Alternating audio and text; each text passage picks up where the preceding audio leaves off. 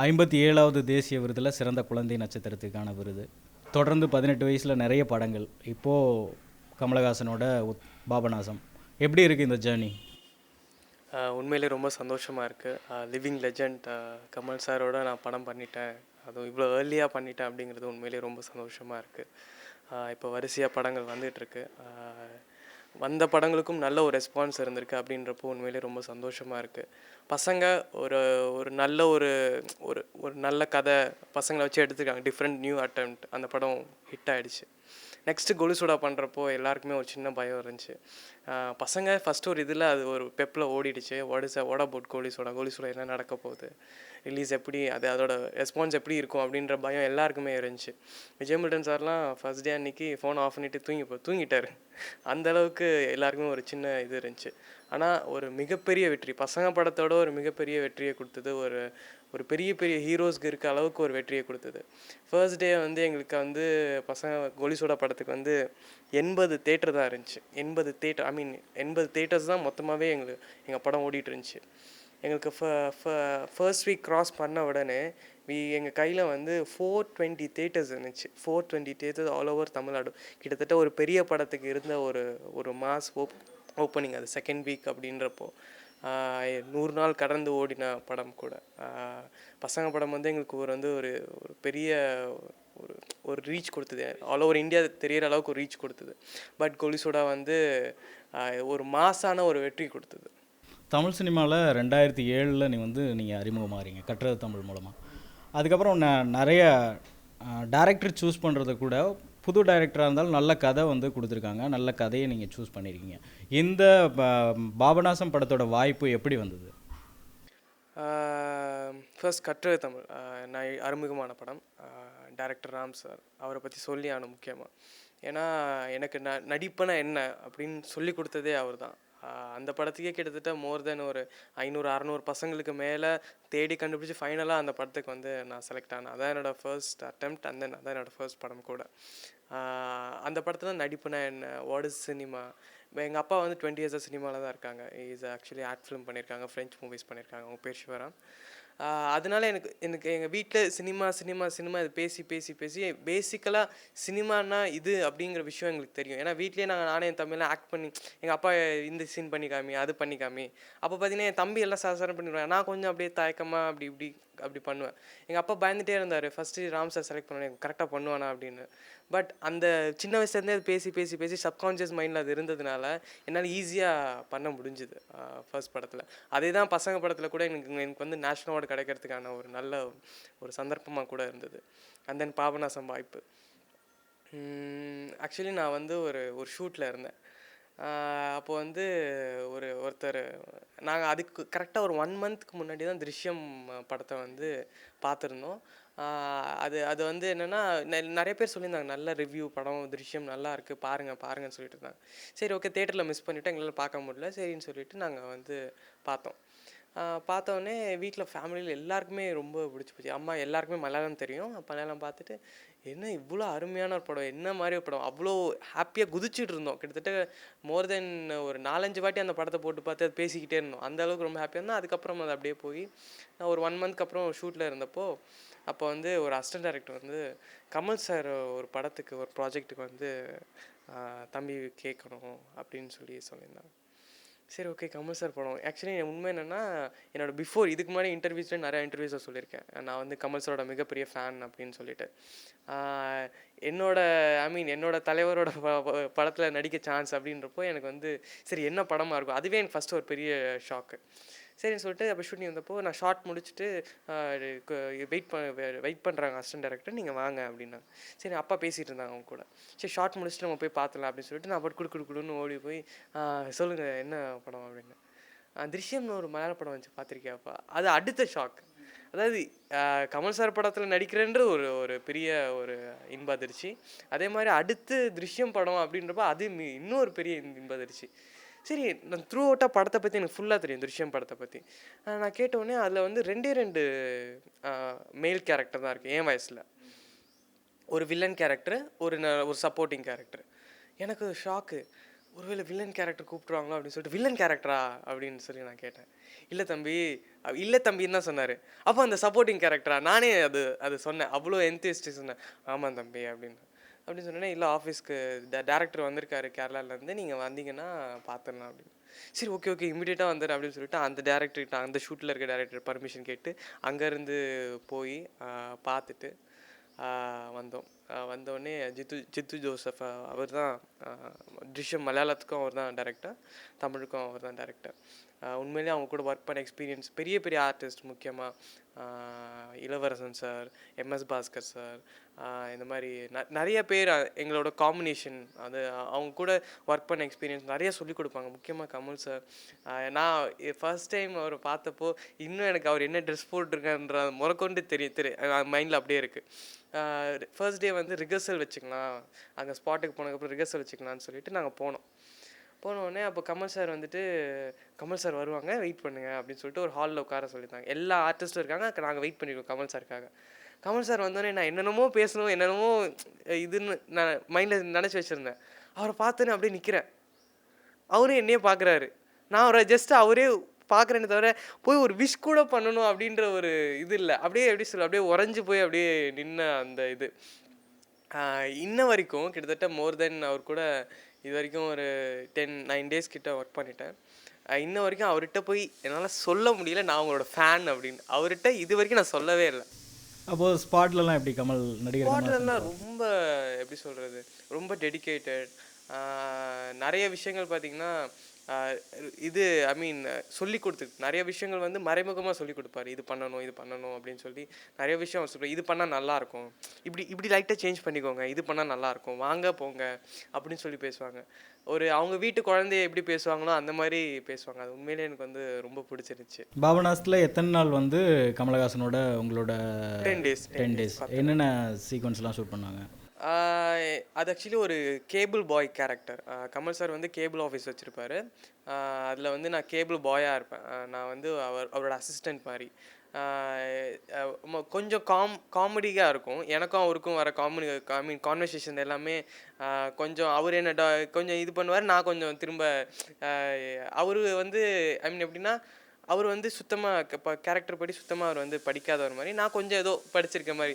அப்போ நான் அவர்கிட்ட கொஞ்சம் சீன் போடுற மாதிரி, அவர் என்ன திரும்ப அதட்டி பேசுகிற மாதிரி, அந்த மாதிரி நல்ல ஒரு எப்படி சொல்கிறது, ஜாலியாக. ட்ரைலர்லேயே பார்த்தீங்கன்னா ஒரு இது கேட்டிருப்பாங்க, உங்கள் சும்மா வாய முடுங்கண்ணாச்சி, உங்கள் வாய் ஏகே பாடி சொல்லலாம், சிந்தாக்கில் ஆரம்பிச்சிடாதீங்க அப்படின்னு.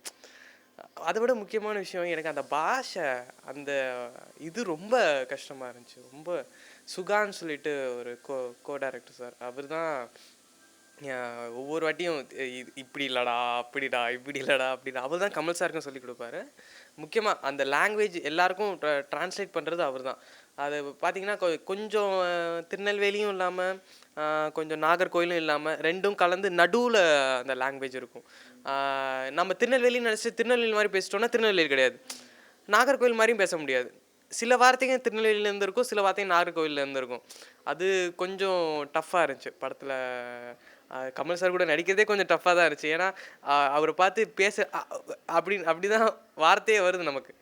அப்படி இருந்தப்போ கொஞ்சம் அந்த லாங்குவேஜும் எனக்கு டஃப்பாக இருந்துச்சு. பட் மேனேஜ் பண்ணி இப்போ ஸ்க்ரீனில் பார்க்குறப்போ எனக்கு ஹாப்பியாக இருக்குது, நம்ம இவ்வளோ நல்லா பண்ணியிருக்கோமே அப்படின்னு. பாபநாசம் படத்தில் கேபிள் பாய் கேரக்டரோட நேம் என்ன, அது எந்தெந்த இடங்கள்லாம் ஷூட் பண்ணீங்க? அது வந்து சேரமத்துறை. என்னோட கேரக்டர் நேம் வந்து தொடுபுழான்னு சொல்லிட்டு ஒரு இடம், ஒரு ரிவர். அது அதாவது மலையிலேருந்து அருவி தண்ணி கொட்டி ரிவர் அந்த இடத்துல தான் பாஸ் ஆகுது ஃபர்ஸ்ட் டைம். மலை, ரிவர், அதுக்கப்புறம் ரோடு. அந்த ரோட்டில் வந்து ஃபுல்லாக ஃபுல் ரோடு செட் போட்டிருந்தாங்க. ஆக்சுவலி மலையாள திருஷ்யம்க்கும் அங்கே தான் செட் போட்டிருந்தாங்க, தெலுங்கு திருஷ்யம்க்கும் அங்கே தான் செட் போட்டிருந்தாங்க.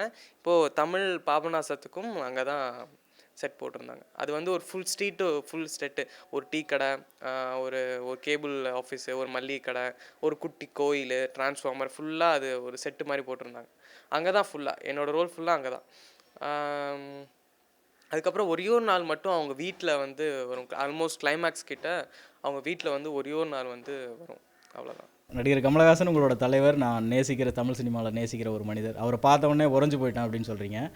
எப்படி 10 டேஸ் ஷூட் போச்சு, எண்ட் ஆஃப் த டே வந்து என்ன உண்மையாக பிளெஸிங் சொல்ல கொடுத்தாரு. போனால் நான் அவர்கிட்ட பேசவே இல்லை. உண்மையாக சொல்ல போனால் அவருக்கும் நான் ஈவன் ஒரு ஒரு செட்டு ஒன்று, கேபிள் ரூம் செட்டு ஒன்று, எனக்கும் அவருக்கும் காம்பினேஷன் சீன்ஸ் 4 சீன்ஸ் இருக்குது.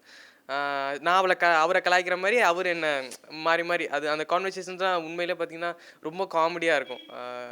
அது வந்து படத்தில் காமெடி பேஸஸில் இருக்க போர்ஷன் வந்து என்னோட போர்ஷன் தான். ரொம்ப அழகாக இருக்கு. ரொம்ப ரொம்ப ஹாப்பியாக இருந்துச்சு எனக்கு டப்பிங்கில் பார்த்தப்போ. அதே மாதிரி உண்மையிலே சொல்லப்போனால் டைலாக்கை தவிர நான் அதுக்கப்புறம் அவர்கிட்ட பேசவே இல்லை. ஜஸ்ட் அவர் அப்சர்வேஷன் மட்டும்தான். அவர் என்ன பண்ணுறாரு, ஏன்னா நமக்கு பிடிச்சவர் எதிரில் இருக்காரு, அவர் எப்படி இருக்காரு, என்ன பண்ணுறாரு, நேரில் என்னதான் ஸ்க்ரீனில் அவரை பார்த்துட்டு இருந்தாலும் நேரில் அவரை பார்க்குறன்றது டிஃப்ரெண்ட். அவர் வாக்கில் இருந்து அவர் கை வச்சிருக்க ஸ்டைலு, அவரோட அந்த கண் இப்படி திருப்புறது, அந்த ஹெட் திருப்புறது, எல்லாம் இதை தான் வாட்ச் பண்ணிக்கிட்டே இருப்பேன். என்ன பண்ணுறாரு, எப்போ வெளில வராரு, இதை மட்டும்தான் வாட்ச் பண்ணுவேன். ஈவன் எனக்கும் அவருக்கும் 2 அடி தான் டிஃப்ரென்ஸ் இருக்கும். அவர் பார்த்தீங்கன்னா மற்ற இளவரசன் சார், எம்எஸ் பாஸ்கர் சார்ட்டு பேசிகிட்டே இருப்பார், எதுவுமே சொல்ல மாட்டார். ஆனால் மற்றவங்களாம் பக்கத்தில் வந்தால் பக்கத்தில் வரக்கூடாது அப்படின்றவர். நான் பக்கத்தில் நின்று போய் எதுவுமே சொல்ல மாட்டார்.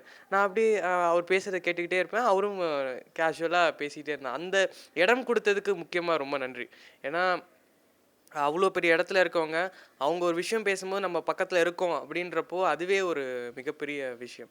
என்னதான் நிறைய படங்கள் பண்ணிட்டாலும், தேசிய விருது அந்த மாதிரி விருதுகள் வாங்கிட்டாலும், நமக்கு பிடிச்ச ஒரு லெஜெண்டோட நடிக்கிறதோட அனுபவம் வேறு மாதிரி இருக்கும். அதை வந்து ஃப்ரெண்ட்ஸ் பார்க்குற விதமும் வேறு மாதிரி இருக்கும். அதுக்கப்புறம் ஃப்ரெண்ட்ஸ் என்னென்ன சொல்கிறாங்க, இப்போ பாபநாசம் நிறைய பேர்கிட்ட நான் சொல்லவே இல்லை, ஷூட்டிங் முடிகிற வரைக்கும் சொல்லவே இல்லை. வஜ்ரம் ஷூட்டிங் போயிருந்ததான் சொன்னேன். ஆக்சுவலி வஜ்ரம் ஷூட்டிங்கும் பாபநாசம் ஷூட்டிங்கும் சைமல்டேனியஸாக போயிட்டு இருந்துச்சு. இது வந்து சாலக்குடி, அது வந்து அதரப்பள்ளி. ரெண்டுமே மாறி மாறி இது தொடுபுழா, ரெண்டுமே கேரளா தான். இது தொடுபுழா, அது வந்து சாலக்குடி, அதரப்பள்ளி, ரெண்டு ஊர் மாறி.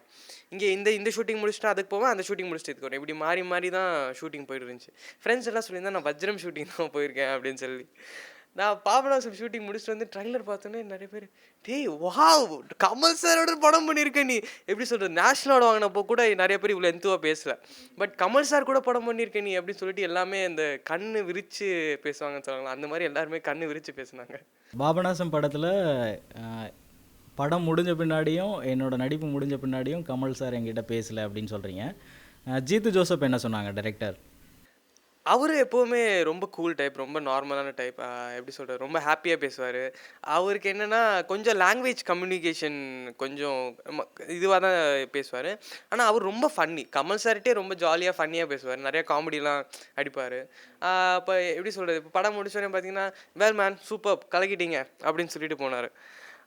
ஆக்சுவலி இதுக்கு முன்னாடி ஒரு வாட்டி நான் கமல் சாரை மீட் பண்ணியிருக்கேன். அது என்னென்னா பசங்க படம் ஆடியோ லான்ச்சில். அப்போ வந்து நான் மேடையை விட்டு இறங்கிட்டு இருக்கேன். அப்போவும் எனக்கு பின்னாடி தான் கமல் சார் இருந்தார். நான் சிடி பிடிச்சிட்டு இப்படி உட்காந்துட்டு இருந்தேன். அப்போவும் என்னால் எதுவும் பேச அந்த தயக்கம் இருந்தது. அப்போ வந்து நான் மேடையை விட்டு இறங்கிட்டு இருந்தப்போ ஏதோ ஒரு கை என் முதுகை தொட்ட மாதிரி எனக்கு ஒரு ஃபீல். எனக்கு பின்னாடி கமல் சார் தான் இருக்காருன்னு தெரியும். சரி கமல் சாராக இருக்குமோ அப்படின்னு சொல்லிட்டு அப்படியே திரும்பினா கமல் சார் தான். இந்த படம் வரும் படம் மாதிரியே எல்லா படமும் பண்ணணும் அப்படின்னு சொல்லி தோளில் 2 தட்டு தட்டிட்டு அவர் பாட்டு குடுக்குன்னு இறங்கி போயிட்டார். அதுதான் என்கிட்ட கமல் சார் முதல்ல பேசின வார்த்தை. அதுக்கப்புறம் பார்த்தீங்கன்னா படம் முடிச்சுட்டு போனதுக்கப்புறமா கூட லாஸ்ட் டே ஷூட்டிங்கில் அப்போ கூட சார் அவங்க கூட ஒரு ஃபோட்டோ எடுத்துக்கணும் அப்படின்னு கேட்டேன். வாங்க எடுத்துக்கலாம் அப்படின்னு சொல்லிட்டு அவர் எப்போவுமே எல்லாரும் ஆர்டிஸ்ட் ஷூட்டிங் கடைசி நாள், அவங்களுக்கு கடைசி நாள்னா அவங்க கூட ஃபோட்டோ எடுத்துப்பாங்க. வாங்க எடுத்துக்கலாம் அப்படின்னு சொல்லிட்டு ஃபோட்டோ எடுத்தோம். அதெல்லாம் உண்மையிலேயே ரொம்ப ஹாப்பியாக அவர் கூட ஒர்க் பண்ண எக்ஸ்பீரியன்ஸ் ரொம்ப ஜாலியாக இருந்துச்சு. ரொம்ப டென்ஷன் அப்படிலாம் கிடையாது. கமல் சார் ரொம்ப ஹாப்பியாக, எப்படி சொல்கிறது, நிறையா பழைய ஸ்டோரிஸ்லாம் சொல்லுவாங்க. அடுத்தவங்க சிரிக்க வச்சுக்கிட்டே இருப்பாங்க. இப்போ ஒரு கதை சொல்கிறாங்கன்னா அப்படியே நடிச்சு அந்த கதையை அப்படியே சொல்லுவாங்க. அப்படியே டான்ஸ் ஆடிட்டே அப்படியே இது பண்ணிவிட்டு அவரை மாதிரியே மாடுலேஷன் மாற்றி அந்த மாதிரி அவங்களோட அந்த அத்தனை வருஷம் சினிமா எக்ஸ்பீரியன்ஸ் வந்து அவங்க பேச்சிலே தெரியும். அந்தளவுக்கு ரொம்ப எக்ஸ்பீரியன்ஸ் நிறைய கற்றுக்கிட்டேன். அவரை லிசன் பண்ணியே நிறைய கற்றுக்கிட்டேன் நான். பாபநாசம் ஷூட்டிங் ஸ்பாட்டில் மறக்க முடியாத விஷயங்கள்? பாபநாசம் ஷூட்டிங் ஸ்பாட்டில் மறக்க முடியாத விஷயங்கள் என்னென்னா, ஃபர்ஸ்ட் டைம் கமல் சாரை நான் பார்த்தோன்னே அவர் என்ட்ரி ஆகி வந்துட்டு ரிஹர்சல்லாம் முடிஞ்சிருச்சு. ஆல்மோஸ்ட் நான் எதுவும் பேசலை.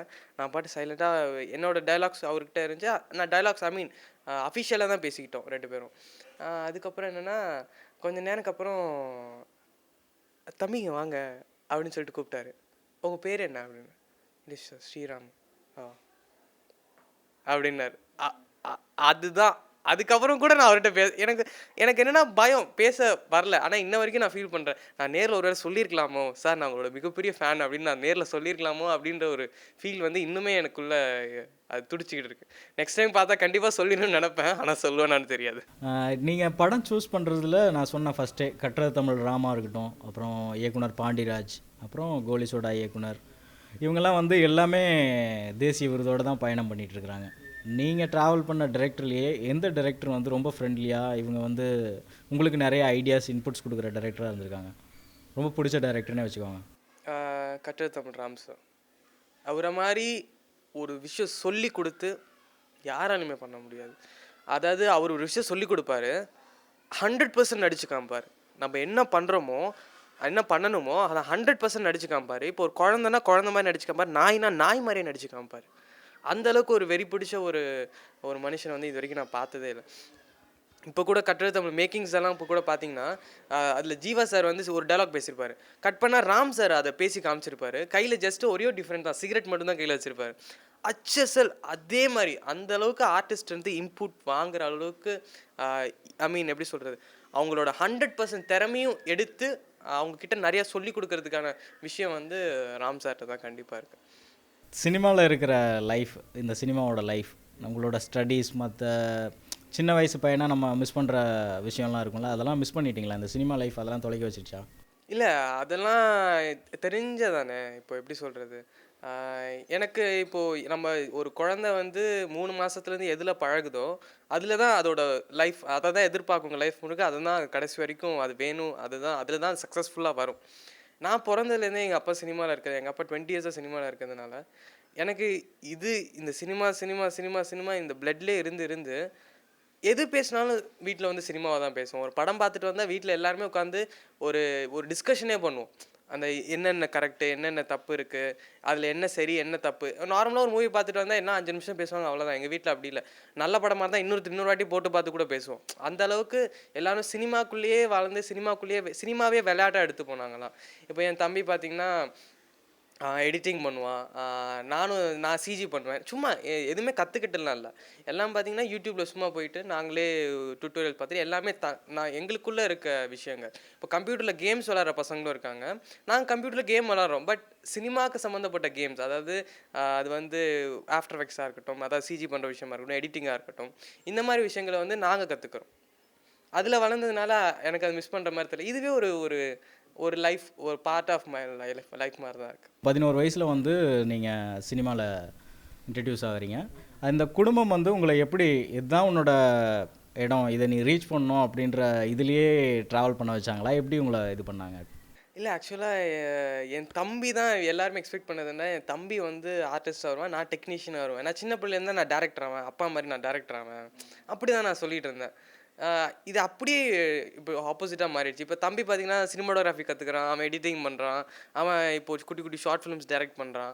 இப்போது நான் பார்த்தீங்கன்னா அப்படியே ஆக்டிங், என்னோட கெரியர் இப்படி வளர்ந்துருச்சு. அது எதுவாக இருக்கும்னு நம்ம டிசைட் பண்ண முடியாது, மேலே ஒருத்தவங்க தான் டிசைட் பண்ணணும். கண்டிப்பாக இந்த ஒவ்வொரு ஸ்டெப் ஆஃப் மை கெரியருமே எதுவுமே நாங்களாக அமைச்சிக்கிட்டதோ இதுவோ இல்லை, கிடையாது. எல்லாமே அமையப்பட்டது. இப்போ நீங்கள் சொன்னீங்க கதை இப்படி செலக்ட் பண்ணி நடிக்கிறீங்க, இது பண்ணுறீங்க அப்படின்னு. எல்லாம் எங்களை தேடி வந்த கதைகள் எல்லாமே சரியாக இருந்தது. அதை வந்து அதிலேருந்து இருக்கிறதே பெஸ்ட் எதுவோ அது என்னன்றதை எங்கள் அப்பா வந்து எனக்கு வந்து சரியாக செலக்ட் பண்ணி கொடுத்தாங்க. அந்த அளவுக்கான ஒரு நல்ல டீம் அமைஞ்சுது. இப்போ கோலி சோடா படம் பார்த்தீங்கன்னா ஆரம்ப கட்டத்தில் ரொம்ப எப்படி சொல்கிறது, ரொம்ப லோ பட்ஜெட்டில் எடுத்த படம், உங்களுக்கே கண்டிப்பாக தெரியும். ஆரம்ப கட்டத்தில் ரொம்ப ஒரு நார்மலான ஒரு படம் மாதிரி ஒரு 5Dயில் தான் எடுத்தோம், சுற்றி முற்றி திரிஞ்சிட்டு இருந்தோம். ஆனால் அது கதை வலுவானது. ஆனால் ஒரு படம் ரிலீஸ் பண்ணுறதுக்குன்றது ரொம்ப இப்போது இண்டஸ்ட்ரியில் ரொம்ப விஷயம். அதுக்கு வந்து தனியாக நம்ம செலவு பண்ணி ரிலீஸ் பண்ணணும். அந்த அளவுக்கு எஃபர்ட் வந்து விஜய் மில்டன் சார்கிட்ட கிடையாது. அப்போது அதுக்கு வந்து எங்களுக்கு அமைஞ்சது தான் திருப்பதி பிரதர்ஸ் வந்தாங்க. அது அமைஞ்சு வந்தது. அந்த விஷயங்கள் எல்லாமே கடவுள் மூலியமாக அமைஞ்சு வந்தது. இதுக்கெல்லாம் 100% காரணம் பார்த்தீங்கன்னா என்னோடய அப்பா அம்மாவும் எங்களோட கடவுள் தான் சொல்லுவேன். குழந்தை நட்சத்திரம் அப்படின்னா நீங்கள் ஹீரோ ரோல் நிறைய பண்ணிட்டீங்க. தனியாக இப்போ வந்து தனி கதாபாத்திரமாக ஒரு கதாநாயகன் ரோல் என்னென்ன படங்களை பண்ணிட்டு வரீங்க? இப்போ கமர்கட் அப்படின்னு சொல்லிட்டு ஒரு படம் பண்ணிகிட்ருக்கேன். இப்போது 22ஆம் தேதி ரிலீஸ் ஆகுது. அது ஒரு ஹாரர் சப்ஜெக்ட், அது ஒரு டபுள் ஹீரோ சப்ஜெக்ட். நானும் இன்னொரு சாட்டை படத்தில் நடித்தேன் அந்த பையனும் நானும் அவரும் சேர்ந்து பண்ணிகிட்ருக்கோம் அந்த படம். அதுக்கப்புறம் பைசா, தமிழன் படம் டைரக்ட் பண்ண விஜய் வச்சு தமிழன் படம் டைரக்ட் பண்ண மஜித் சார் வந்து டைரக்ட் பண்ணுறாரு அந்த படத்தை. அது வந்து நான் இண்டிவிஜுவல் ஹீரோவாக பண்ணுறேன், இண்டிவிஜுவல் ஹீரோவாக இன்ட்ரடியூஸ் ஆக போகிற முதல் படம் பைசா தான். உண்மையிலே எனக்கு ரொம்ப சந்தோஷமாக இருக்குது. கரெக்டாக அமைஞ்சது தான் பாருங்கள். எப்படி சொல்கிறது, கொலுசோட 4 பேர் நடித்தோம், வஜ்ரம் அதுக்கப்புறம் 4 பேர் நடித்தோம், அதுக்கப்புறம் கமர்கட் இப்போ 2 பேர். இப்போ அடுத்து பைசா வந்து இண்டிவிஜுவல் ஹீரோவாக பண்ண போகிறேன், அதில் வந்து இண்டிவிஜுவல் ஹீரோவாக பண்ணுறேன். அது எல்லாமே அமைஞ்சது தான். இதுக்கு அமைஞ்சது அப்படின்றதுக்கு இன்னொரு எடுத்துக்காட்டு என்னென்னா, பசங்க, கோலிசோடா, வஜ்ரம் இது 4மே 4 எழுத்தில் வந்த டைட்டில். இது வந்து எங்களுக்கே சுத்தமாக தெரியாது. இதை மாதிரி ஒரு இன்டர்வியூவில் ஒரு பத்திரிக்கைக்கார் கேட்டுட்டு இருக்கும்போது தான், என்ன தம்பி இது பிளான் பண்ணி பண்ணீங்களா? 4 படமே 3 படமே 4 எழுத்துலேயே வருது, அது 4 பேர் நடிக்கிறதுனால 4 எழுத்து வச்சு படம் பண்ணுறீங்களா அப்படின்ற மாதிரி. அது எல்லாமே எங்களுக்கு வந்து ஈஸியாக அமைஞ்சுது. பைசா ஸ்டோரி என்ன ஸ்டோரி? அது லவ் சப்ஜெக்டாக இருக்குமா? இல்லை, அது ஒரு எல்லாரையும் என்டர்டெயின் பண்ணுறதுக்கான ஒரு ஸ்டோரி. தென் எல்லாருக்கும் ஒரு ஒரு ஒரு விஷயம் எடுத்து சொல்கிறதுக்கான ஒரு மெசேஜ் உள்ள ஒரு ஸ்டோரி. அதுலேயும் லவ் இருக்குது, காமெடி இருக்குது, ஒரு ஐ மீன் ஒரு கேஷுவலான ஒரு ஹீரோ, ஒரு பர்சன், எப்படி சொல்கிறது, ஒரு ஹீரோன்னு சொல்கிறத விட ஒரு கேஷுவலான யதார்த்தமான ஒரு பையனோட கதை அது. பைசாங்கிறது ஒரு கேஷுவலான யதார்த்தமான ஒரு பையனோட கதை. 2015 என்னென்ன படங்கள், 2015 எண்டுக்குள்ளே என்னென்ன படங்கள் வர இருக்குது, 2016 என்னென்ன படங்கள் உங்களோட படங்கள் வரும்? இப்போ 2015 கண்டிப்பாக பைசா ரிலீஸ் ஆகிடும். இப்போ கமர்கட் ரிலீஸ் ஆகுது, பைசா ரிலீஸ் ஆகுது. இதுக்கு முன்னாடி வஜ்ரம் ரிலீஸ் ஆகிருக்கு. இப்போ டோட்டலாக இந்த வருஷத்துக்கு இப்போ ஒரு 3 படம் ரிலீஸ் ஆகிடும். அதுக்கப்புறம் 2016 வந்து இப்போது ஒரு படம் ஷூட்டிங் போயிட்டுருக்கு. அது வந்து ஒரு ஒரு ஒரு ஜெயில் பேஸ் பண்ணின ஸ்கிரிப்ட். அது வந்து 2016 ரிலீஸ், இப்போ தான் ஷூட்டிங் ஆரம்பிச்சுக்க 2016 ரிலீஸ் ஆகும். அதுக்கப்புறம் அப்பாவோட ப்ராஜெக்ட், என்ன இண்டிவிஜுவல் ஹீரோவை வச்சு அப்பா ஒரு ப்ராஜெக்ட் பண்ணுறாங்க. அதுவும் 2016 ரிலீஸ் பிளான் பண்ணிகிட்ருக்கோம்.